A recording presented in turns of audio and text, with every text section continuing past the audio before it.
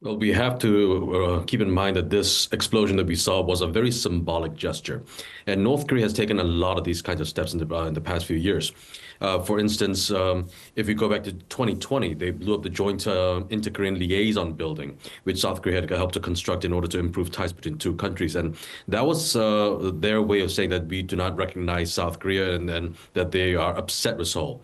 And this is just the latest attempt. And over the past few years, the Kim Jong-un regime has been doing its best to maintain this image that they are an independent sovereign nation and that they no longer want to have anything to do with South Korea, to the point that they've even removed any sorts of mentions of reunification in any of their legal documents, so much so that they even changed the names of train stations that had the name unification in it.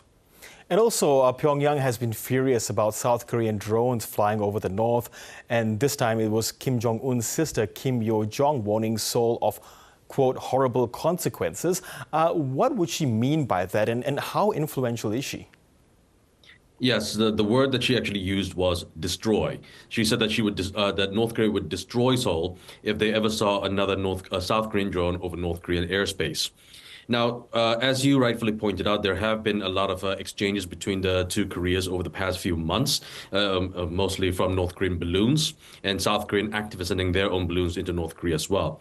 But this really elevated when about a week ago, the North Koreans claimed that they saw a South Korean drone over their skies. Now, we're not quite sure who sent these drones. No one has taken responsibility, and Seoul has neither denied nor confirmed that they were responsible for this drone. But what's gotten really North Korea rankled is that drones is a step too far for them. They're saying that balloons is one thing, but drones have military capabilities. But we have to remember that the North Koreans sent their drones into South Korean airspace first, back in, I believe it was December 2022. And South Korea sent drones into North Korea in response to that initial incursion. And so this isn't the first time that either Koreas have sent drones into each other's airspace. But the North Koreans have been a bit more prickly about this particular incident. And there are a lot of analysis that is suggesting that the North Korean regime is much weaker than it would like to portray itself. They suffered from severe droughts over the summer, and the Kim Jong-un regime is really trying very hard to consolidate his power to make sure that no one really challenges his rule. And this drone, at least from what the North Koreans have been claiming, had distributed anti-regime leaflets while it was over North Korea, and they are very sensitive about any kinds of perceptions of weakening of the Kim regime.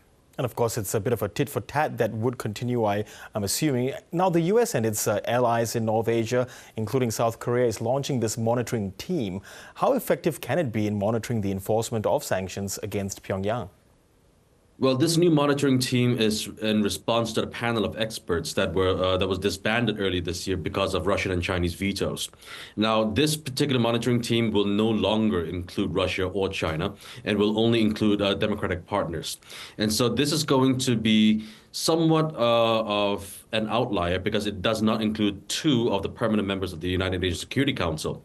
But that being said, because they are no longer that they no longer have to worry about any sort of opposition or obstruction from either Beijing or Moscow, the U.S. and its allies are predicting that this might actually help to coordinate with each other better, especially when it comes to maritime sort of illicit activities.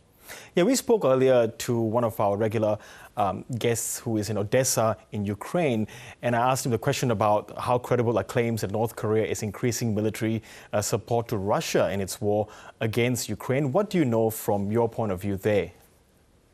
We have heard of these claims, mostly from the Kyiv Independent, but Seoul has not yet actually confirmed that this has been the case. While South Korean Defense Ministry officials have said that there might be a possibility that the North Koreans will send troops into North Korea, we don't really know for certain that this is actually happening. Okay, John Lee, thanks very much for your thoughts. We'll chat again as these incursions do develop further. Thank you very much.